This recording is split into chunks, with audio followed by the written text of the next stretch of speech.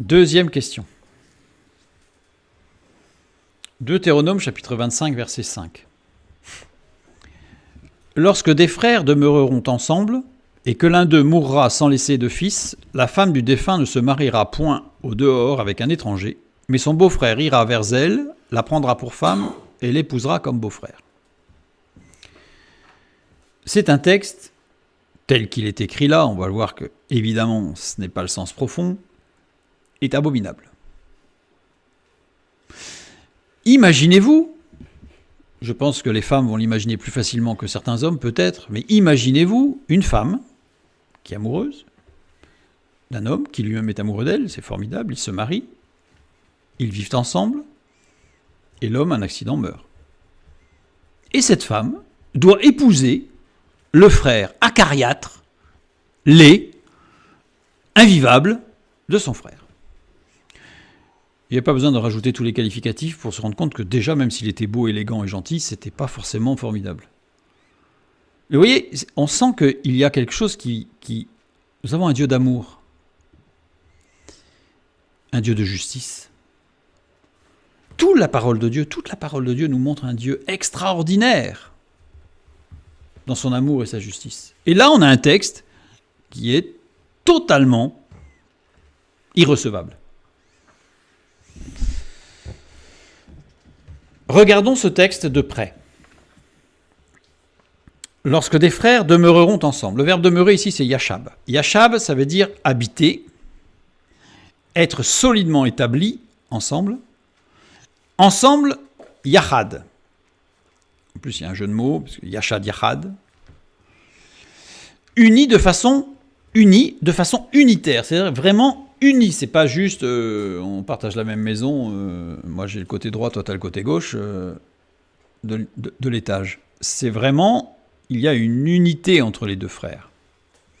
Une solidarité, ils sont solidaires.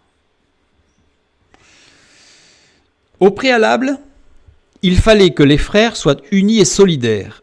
Le texte, l'emploi de ces termes associés, yashad et yachad, montre que ces deux frères devaient être associés dans une entreprise sociale ou économique. Ce n'était pas juste le fait qu'ils soient frères. Il fallait qu'ils soient frères et qu'ils aient une entreprise en commun. Qu'ils soient associés dans le business. C'est plus... Bon, vous allez me dire, oui, ça ne rend pas la chose formidable quand même pour la femme. On avance. Déjà, le contexte, c'est assez précis. Yashad. Yashad est conjugué à l'imparfait. Ça veut dire que c'est quelque chose de continu, c'est quelque chose d'établi.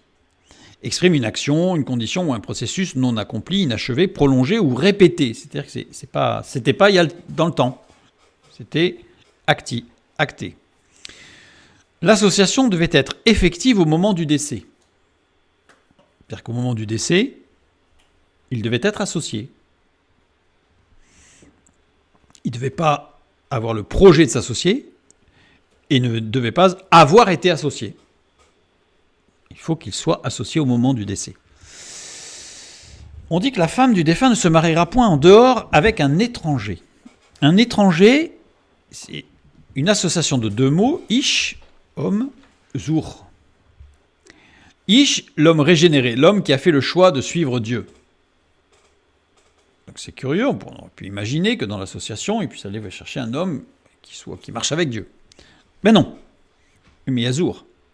Et à Zour, là, Zour, c'est étranger, ennemi, illégitime, perverti. C'est-à-dire que la racine composée de Zour, c'est l'action de disperser. Désigne le fait d'être éloigné du centre. Désigne le fait d'être abandonné à sa propre impulsivité. Ça veut dire qu'en fait, ici, il s'agit, ne désigne pas le fait de faire quelque chose de mauvais, ici, Zour. Désigne le fait de ne pas être soumis à l'impulsion de l'esprit. C'est-à-dire que c'est un homme qui paraît être régénéré, mais qui ne l'est pas. Qui paraît être avec Dieu, mais qui en réalité ne marche pas avec Dieu.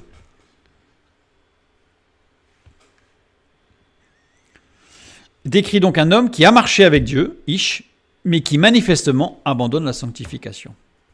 Donc c'est très précis en fait. En fait, ce texte de Deutéronome 25.5 s'adresse à un cas très particulier. Ce qui va amener d'ailleurs dans l'histoire, et dans les annales talmudiques, on ne retrouve quasiment pas de loi du Lévirat applicable. Parce qu'il faut vraiment que ce soit un cas très particulier. On en a, mais très peu. On en a dans la généalogie de Jésus et par rapport aux aïeux de Joseph. On continue. Au dehors, Shuft, qui agit à partir de l'autre côté d'une séparation marquée par un mur ou une frontière. C'est-à-dire que c'est quelqu'un qui agit, il y a une frontière, et qui agit de l'autre côté de la frontière, de l'autre côté de la limite. Shuft, c'est un marqueur de division, de scission, de coupure. Peut se lire de deux façons, de fait. Totalement extérieur à la famille, ou totalement extérieur à l'association des deux frères.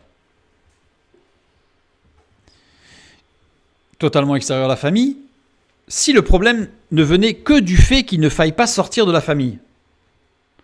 Pourquoi la restriction ne porterait que sur le beau-frère et pas sur d'autres membres de la famille? L'oncle, je sais pas moi, le cousin, si c'était vraiment le problème, s'il fallait rester, si le problème c'était de rester dans la famille. Pourquoi donner exclusivement le titre du beau-frère et pas du cousin, du tonton, je sais pas qui. Donc ça veut dire qu'ici on voit bien, par l'exclusivité qui est nommée du beau-frère, on voit bien que ce terme ne correspond pas à quelqu'un d'extérieur à la famille. Pourquoi son beau-frère et non un beau-frère à une époque où les familles étaient nombreuses, par exemple? On n'aurait pas parlé du cousin, on aurait pu parler de tant de choses. Parce que l'œuvre commencée devait être achevée dans le cadre prévu initialement. En fait, il s'agit ici, ce texte est là pour garantir qu'une œuvre débutée dans une association entre deux frères mariés puisse perdurer si l'un des deux décède. On est ici dans une sorte de règle de fonctionnement dans les associations dans le monde des affaires. Pour valoriser, et je dirais permettre la pérennité, pour pérenniser des associations familiales. Que vient faire la femme là? La femme du défunt ne se mariera point. Le verbe marier ici, haya, désigne l'état d'être, de demeurer. Il ne désigne pas l'état de se marier, c'est le verbe être. Ou devenir, dans le cas où l'état d'être n'est pas établi. C'est-à-dire que ça peut aussi se traduire par devenir, si on est en train de devenir. Mais il n'y a pas de notion de mariage, en fait, dans ce mot. Il n'y a pas de notion de mariage du tout. L'épouse ne devait pas être considérée extérieure à la famille, ni à l'association entre les deux frères. Voilà littéralement ce que ça veut dire. C'est-à-dire que deux frères sont associés dans le monde des affaires. Un des deux décède. Il est marié. Eh bien, la femme ne doit pas être considérée comme étrangère à la famille, en disant, bon, de toute façon, elle n'était pas de la famille, elle n'est pas associée dans le business, là, donc... Au contraire, c'est pour la garder, la préserver, en fait, de l'abandon. Elle ne perd pas tout, au contraire. L'œuvre commencée par le mari défunt fait partie du douaire de son épouse, c'est-à-dire de la transmission, tout comme l'ensemble de ses biens, s'il n'y a pas de fils capable d'assumer la suite de son père. En fait, c'est une règle qui est... C'est fou parce que c'est une règle qui est hyper protectrice pour la femme. Et on en a fait dans la traduction une règle hyper dure pour la femme. On a fait l'inverse. On en a fait complètement l'inverse. Pourquoi ? Pourquoi ? Parce que cette traduction, les premières traductions ont été faites à partir du IIIe siècle en latin, à une époque où il y avait un sérieux conflit sur est-ce que l'on peut transmettre une richesse familiale, professionnelle ou de titre à une femme. c'était très complexe. Parce que les hommes voulaient garder l'autorité. Mais si on traduisait le texte biblique tel qu'il était écrit, toute une doctrine sociale, c'est pas une théologie, c'est pas sur la parole, mais c'est une doctrine sociale, où la femme n'était rien, s'effondrait.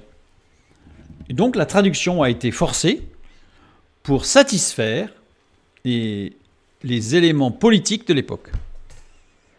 Et on le voit bien, et pour ceux qui ont fait de l'histoire, lisez bien l'histoire de Clovis avec son épouse, et là le sujet est très chaud bouillant à l'époque de Clovis, puisqu'il y a eu des échanges qui ont été avec Clotilde très compliqués, parce qu'en fait Clotilde revendiquait que la femme pouvait assumer l'autorité de son mari défunt. Clovis voulait que cette autorité soit transmise à l'épouse au cas où l'homme viendrait à décéder, et ça a été refusé par ses pairs. Vous voyez, c'est un sujet qui était chaud. Et donc la traduction a été très orientée par Constantin au départ, puis par ceux qui ont suivi. Mais bibliquement, c'est un texte qui est hyper protecteur pour les épouses, en réalité. Elle ne perdait pas tout. Déjà, elle perdait son époux, déjà, ce qui était énorme, mais elle ne restait pas sans rien pour vivre, puisque son époux, qui était associé à un frère, dans une affaire, eh bien, cette femme pouvait continuer. Alors après, il y a d'autres règles qui permettaient de vendre ses parts, en quelque part. Enfin, j'utilise des termes modernes pour l'époque, mais ce n'était pas tout à fait la même chose. Mais en tout cas, vendre sa partie ou avoir l'usufruit. Enfin, là, il y avait toutes sortes de choses possibles. Mais là, on va rester sur ce texte-là par rapport à la question qui a été posée.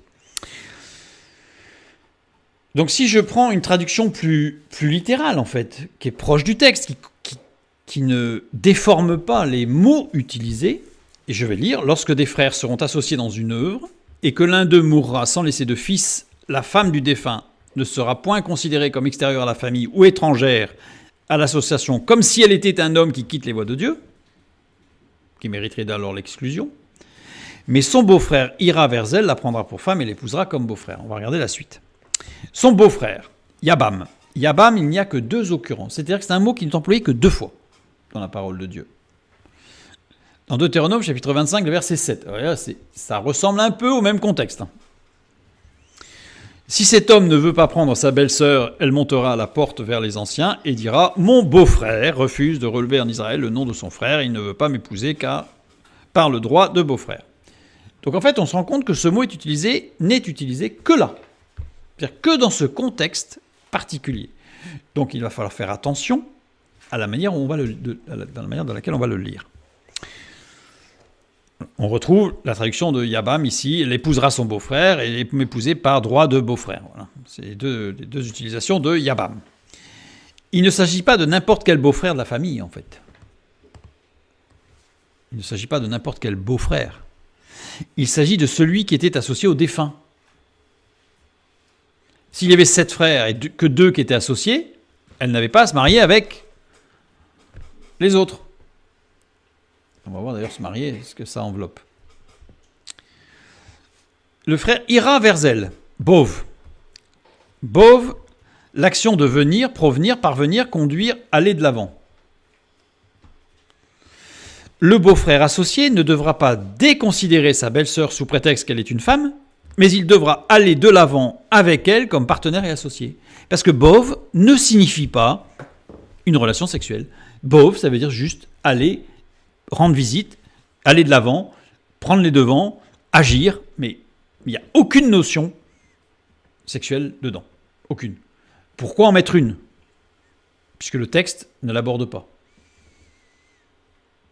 Une fois de plus, une traduction forcée. La prendre pour femme. Lakar. Lakar, conduire, prendre par la main. Conduire, prendre par la main, il ne devait pas la déconsidérer. Conjugué au mode parfait, une fois. Au mode parfait, ça veut dire que l'action, elle est unique, accomplie une fois pour toutes. Action unique, non répétée, totalement achevée. Le beau-frère associé devra informer la veuve en tant qu'épouse du défunt, donc non initialement intégrée à toutes les décisions, parce qu'elle était l'épouse, entre guillemets, du businessman. Mais l'épouse du businessman, elle n'est pas forcément au courant de tout ce que fait le businessman. C'est-à-dire qu'elle est l'épouse. Et c'est l'homme, ici en l'occurrence, qui était en charge d'une affaire et qui gérait son affaire. Et forcément, il ne faisait pas un compte-rendu très détaillé pour que sa femme puisse le remplacer à tout moment. Donc elle n'était pas au courant de tout, la mécanique. Eh bien, ce beau-frère associé devait aller de l'avant pour aller voir cette femme et ne pas la déconsidérer, et pour lui expliquer tous les tenants et les aboutissants de tout ce qui était en cours. C'est-à-dire qu'en fait, il devait transmettre l'autorité dans l'entreprise du défunt et lui donner tous les éléments qui lui permettaient de prendre la succession. On est, je dirais, dans un texte qui est d'une clarté, d'une intelligence sociale, économique totale, en contre-pied de siècles de déconsidération d'une femme. C'est-à-dire que la parole de Dieu, souvent on dit la parole de Dieu, en fait, quelque part, elle est hyper machiste.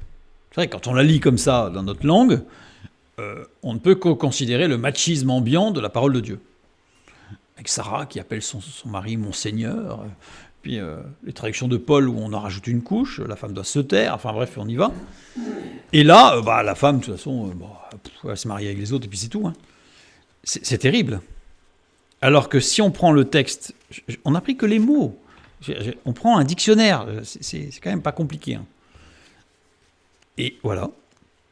Alors, je dis, si vous prenez un dictionnaire, s'il vous plaît, prenez un dictionnaire hébreu, français, Larousse ou autre, mais surtout pas un dictionnaire biblique chrétien.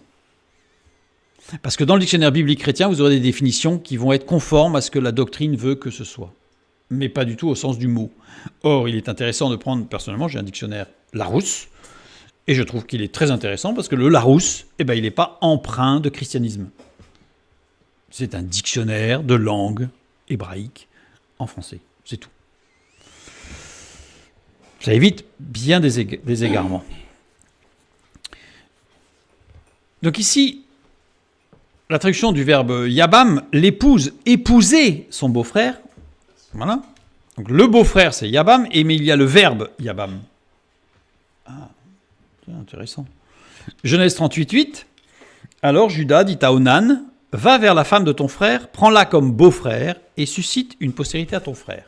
Voilà, c'est l'histoire de Judas avec Tamar, cette femme qui devait épouser les frères de son mari défunt. On va faire un petit détour pour aller voir plus précisément ce qui va se passer pour Tamar. Je reprends les deux textes de Deutéronome 25:5, la fin du verset, et Genèse 38:8. Épouser comme beau-frère, yabam, c'est le verbe. Prends-la comme beau-frère. Donc épouse comme beau-frère, yabam. Conjugués tous les deux au radical piel. Conjugué au mode imparfait dans le cas du Deutéronome, conjugué au mode impératif en Genèse 38. Pas dans la même conjugaison. Il y a une différence. Si je prends l'écriture au niveau des consonnes du verbe yabam conjugué au mode imparfait, j'obtiens yebama. Si je prends l'écriture de yabam conjugué au mode impératif, j'obtiens yabem. Regardons leur structure, leur construction sémantique au niveau des racines. Yod beit, jubilation, plaisir. Cri par saccade. Beit meim, lieu élevé, désigne quelque chose de sublime. Et le he pointé désigne l'être absolu. Nous avons les deux premières lettres dans Yabem, dans Genèse 38. Puis les deux lettres suivantes, on y retrouve aussi Beit Meim. Mais il manque le he pointé. Si je prends Yabam, conjugué au mode imparfait, on a une description de relations sexuelles répétées amenant construction et épanouissement, donc résultat de l'amour. Jouissance, etc. Donc là, on a vraiment une description de quelque chose qui va être sexuellement construit dans l'amour. Si je prends Yabam, de l'autre côté conjugué au mode impératif, description d'une relation sexuelle sous contrainte, sans amour, ni construction, ni épanouissement. Donc là, dans le cas de Genèse 38, c'était violent. Mais remarquez que dans Genèse 38, c'est pas Dieu qui a dit, c'est Judas qui a dit. Pas du tout la même chose. Judas voulait relever le nom de son fils aîné sans considération de Tamar, la jeune épouse de son fils défunt. C'est-à-dire qu'en fait, Judas déconsidérait complètement Tamar. C'était simplement un objet dans la famille, et il fallait qu'elle donne un fils à son fils aîné. Ah, son fils aîné, par contre, ça c'était important. Mais la belle-fille, on comprend mieux, une fois qu'on a ça dans l'esprit, tout ce qui va se passer par la suite, comment elle a géré la chose, etc. Parce qu'elle a montré qu'elle n'était pas à rejeter comme ça, elle n'était pas moins que rien. Judas voulait relever le nom de son fils aîné sans considération de son fils puîné. C'est-à-dire que c'était l'aîné. Dans certaines familles, je ne sais pas si vous avez déjà remarqué, dans certaines familles, c'est l'aîné. L'aîné, il a tout, l'aîné. Les autres, oui, mais il y a les autres, bien sûr, mais on revient quand même à l'aîné, quand même. C'est quand même important. Là, on a Judas, c'était son aîné. Son aîné. Bon, je ne vais pas faire le récit de pourquoi il y avait ça, mais il y a des raisons bibliques, évidemment. Mais en tout cas, on voit bien qu'il y a un défaut de justice dans la famille, dans la fratrie. Dans le cas de Deutéronome 25, Dieu établit une règle de respect relationnel homme-femme avec la possibilité d'aller vers un épanouissement amoureux. C'est-à-dire qu'en fait, il ne dit pas, le texte dans Deutéronome 25:5 ne dit pas que le beau-frère doit épouser et avoir une relation amoureuse. Quand c'est comme ça, on sent que l'amour il est là, mais vers la femme. Mais il dit qu'il y a une association professionnelle, on va dire, dans le business.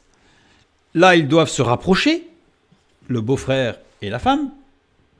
Le beau-frère doit expliquer toutes les affaires de business, etc. Et que si de cette relation naît l'amour, alors ils peuvent se marier. Mais c'est intéressant parce que, on va peut-être le voir, donc ici on voit bien que, je vais revenir après à cette notion parce qu'elle est très importante. Dans Genèse 38:8, on voit que la conjugaison en mode impératif met en évidence une relation uniquement légale et juridique voulue par un homme et non par Dieu. Parce que, son aîné, il fallait pas que le nom de son aîné disparaisse. Donc il n'a aucune considération ni pour sa belle-fille, ni pour ses fils puînés, c'est-à-dire les suivants. La conjugaison en mode imparfait met en évidence une relation construite dans l'amour. Alors, je reviens ici en arrière. Il y a d'autres textes, et en particulier un autre texte, qui montre que dans le cadre d'une famille, le frère ne doit pas épouser sa belle-sœur.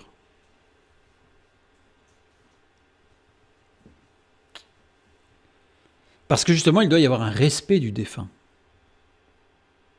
Alors, sauf dans certaines conditions particulières, après un certain délai de mort, etc. Enfin bref, voilà. Mais là, non seulement Dieu a établi une règle qui protège la femme, mais en plus il dit, et dans cette relation professionnelle, s'il naît, du verbe naître, l'amour, alors c'est une sorte d'exception, ils peuvent se marier. Donc on est vraiment dans un texte qui est, je trouve, hyper protecteur, hyper libérateur, enfin bref, quelque chose d'extraordinaire en fait. Quel dommage que la traduction en ait rendu quelque chose d'abominable. Parce que quand on le lit comme ça, c'est totalement abominable. Enfin, je ne sais pas vous ce que vous en pensez, mais moi oui.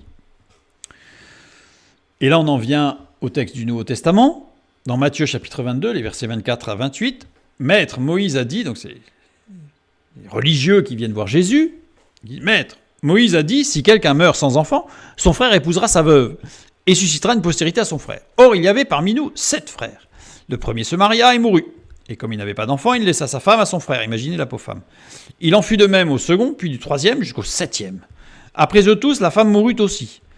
À la résurrection, duquel des 7 sera-t-elle donc la femme, car tous l'ont eue? Quelle est la réponse de Jésus? Maintenant qu'on a compris, nous, le texte de Deutéronome 25,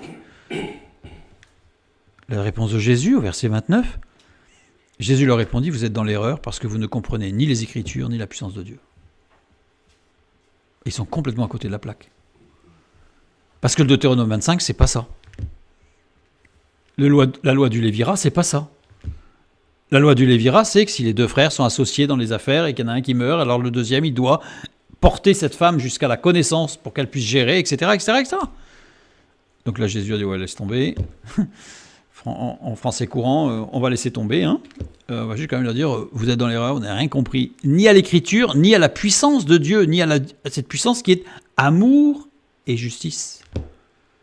Justice par rapport à la femme qui justement est respectée, amour parce qu'elle peut aussi, peut-être, refaire sa vie avec son frère. Peut-être pas, mais c'est une possibilité. Et non pas une obligation. Donc on se rend compte là que, une fois de plus, les choses sont franchement déformées.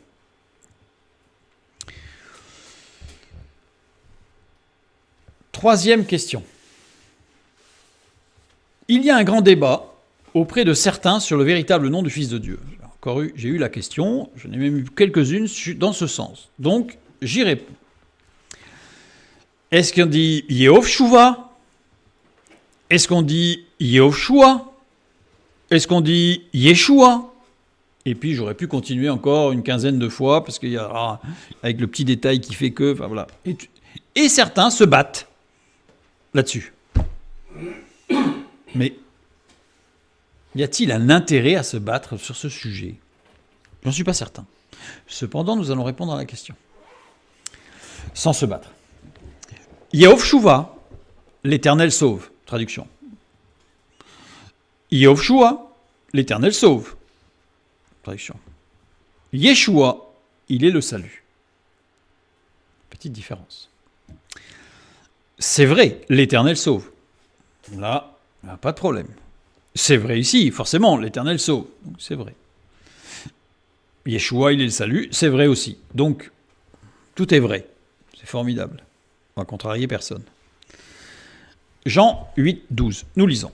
Jésus leur parla de nouveau et dit « Je suis la lumière du monde. Celui qui me suit ne marchera pas dans les ténèbres, mais il aura la lumière de la vie. » Jean 1, 9. Cette lumière était la véritable lumière qui, en venant dans le monde, éclaire tout homme. Jean 12, 46. Je suis venu comme une lumière dans le monde afin que quiconque croit en moi ne demeure pas dans les ténèbres. Apocalypse 3, 1. Écrit à l'ange de l'église de Sardes. Voici ce que dit celui qui a les 7 esprits de Dieu et les 7 étoiles. Je connais tes œuvres. Je sais que tu passes pour être vivant et tu es mort. Le mot étoile ici, astère. Astère en grec qui désigne une étoile, ou une flamme, ou une lumière, le feu, ou une personne illustre, comme encore aujourd'hui une star. C'est une étoile, traduction en français de mot star, c'est une étoile. Bon, ça fait moins classe quand on dit il est une étoile qu'il est une star. Apocalypse 4, 5. Du trône sortent des éclairs, des voix, des tonnerres. Devant le trône brûlent 7 lampes ardentes qui sont les 7 esprits de Dieu.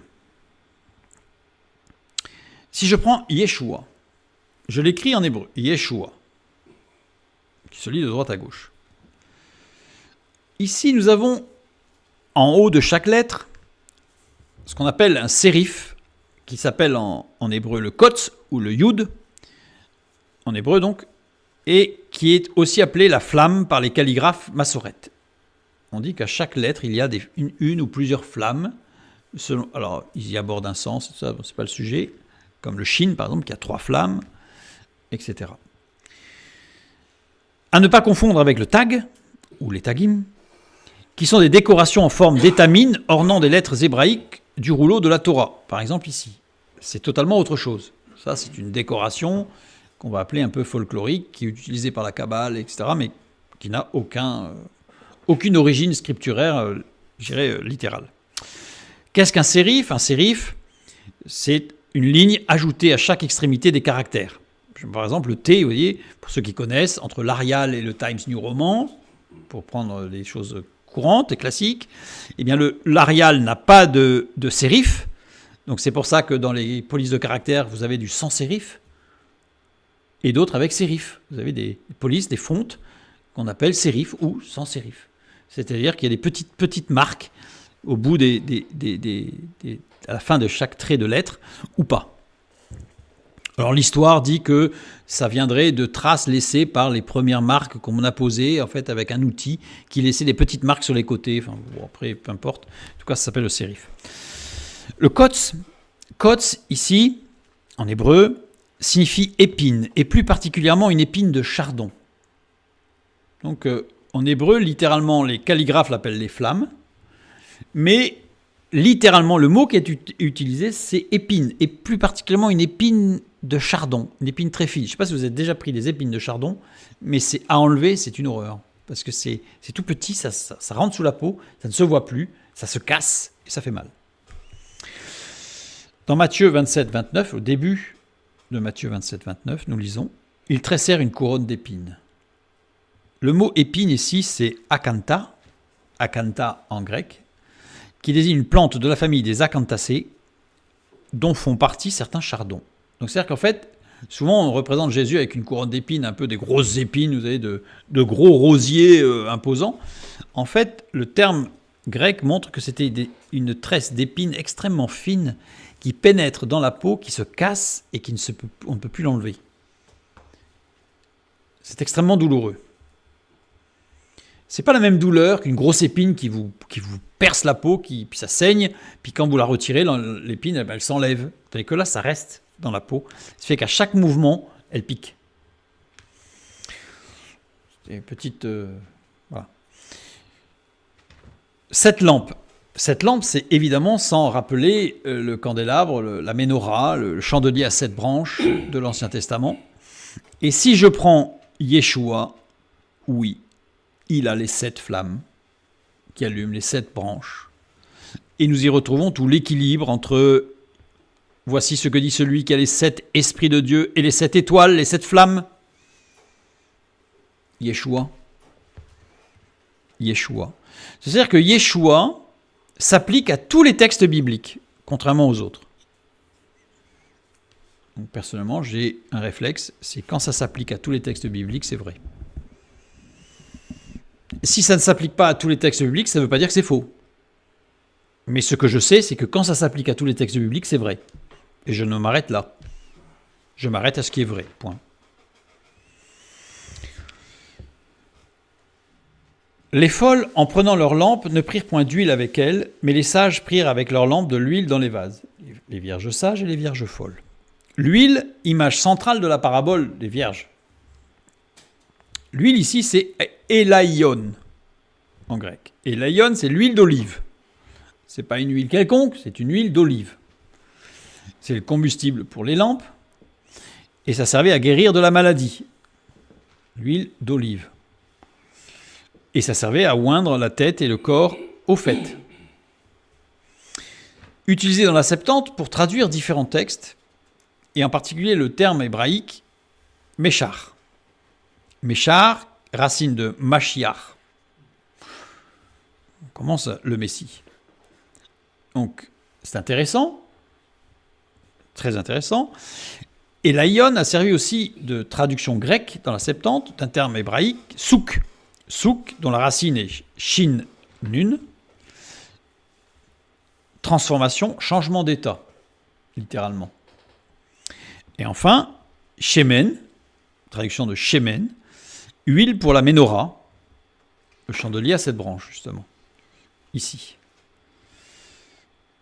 Littéralement, de la flamme. Ménorah, c'est de la flamme. Le seul nom de Jésus qui possède 7 épis ou 7 flammes, Jésus, lumière du monde, ne l'oublions pas, c'est Yeshua. Yeshua, il est le seul nom du Messie à avoir les 7 flammes. L'huile symbolise l'action de l'Esprit au travers de l'œuvre du Messie. L'huile, l'Esprit, c'est utile pour éclairer, pour fortifier, pour soigner, pour parfumer. C'est aussi l'onction et la consécration. Dans Exode 29:7, Moïse verse l'huile sur la tête d'Aaron. 1 Samuel 10:1, le roi Messie est consacré par une onction d'huile. Yeshua. Yeshua s'applique à vraiment tous les textes, dans le moindre détail. Donc, ne perdons pas de temps, puisque Yeshua s'applique à absolument tous les textes, toutes les circonstances bibliques, n'allons pas essayer de chercher ailleurs ce qui est tellement évident sous nos yeux. Yeshua HaMashiach.